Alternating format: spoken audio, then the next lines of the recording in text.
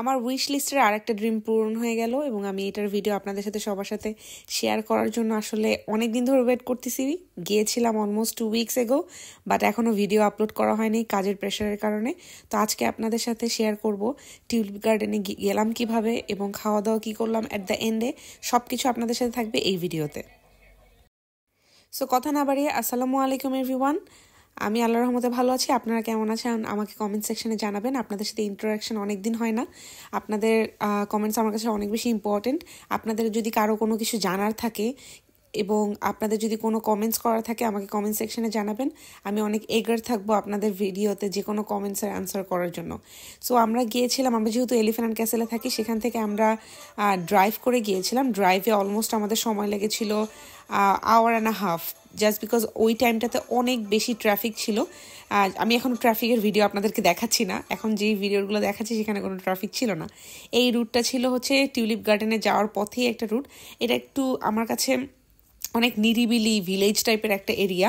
তো এখানে মোটামুটি সব রকমেরই আপনারা গার্ডেন পাবেন। এখানে পামকিনের গার্ডেনও হয়, এখানে টিউলিপ ফ্লাওয়ারের আছে এবং আরও অনেক রকমের গার্ডেন ওরা করে। ওরা মেইনলি এই ফেস্টটাই করে, ওদের এক এক সিজনে যেই ফেস্ট করার দরকার ওরা এখানেই করে। আমি দেখলাম একটা চার্ট ছিল ওখানে। সো আমরা অনলাইন বুকিং করে গেছিলাম। আমাদের পার পার্সন খরচ পড়েছিল হচ্ছে 10 পাউন্ড, বাট একটা বুকিং ফি ছিল। আপনি যত আগে বুক করবেন তত আপনার কস্ট কম পড়বে, আপনি যত ডিলে করবেন তত আপনার কস্ট বাড়বে।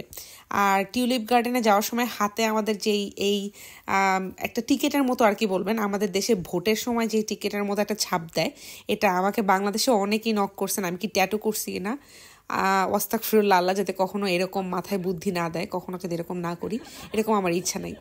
তো আমি আমার জামাইয়ের এই ভিডিওটা নিচ্ছিলাম, এখানে আমরা সবাই একসাথে ছিলাম, সময়টা অনেক মজার ছিল। ওর এই ভিডিওটা নেওয়ার কারণ ছিল হচ্ছে আমি যেখানে যে আমার ব্যাগ, আমার ক্যাপ, ও সব কিছু ক্যারি করে এবং ক্যারি করে এত ফানি ওয়েতে, তো আমি এই ভিডিওর ক্লিপটা নিয়ে রাখলাম। তো ওই দিনটাতে হালকা ঝিরিঝিরি বৃষ্টি হচ্ছিল এবং তার থেকেও বড় কথা হচ্ছে যে ভাই এত ঠান্ডা ছিল। আমি জানি না আমার নর্মালি শীত অনেক বেশি কিনা, বাট আমার কাছে প্রচুর ঠান্ডা লাগছে আর কি। আর এই তো এখানে আমরা সবাই আসলে সবাই বেসিকলি বিদেশে যখন আমরা যারাই থাকি না কেন আমরা সবাই ট্রাই করি একটা সার্কেল তৈরি করে নেওয়ার, যাতে করে আমরা সবাই একসাথে থাকতে পারি, একসাথে ঘুরতে পারি। এই সময়টা আসলে অনেক মজার।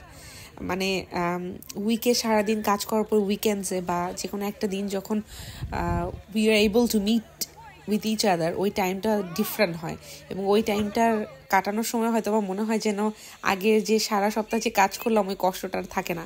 সো আমরা ওই দিকে কোনো খাওয়া দাওয়া করিনি, ওখানে ফিশ অ্যান্ড চিপস ছাড়া কিছু ছিল না।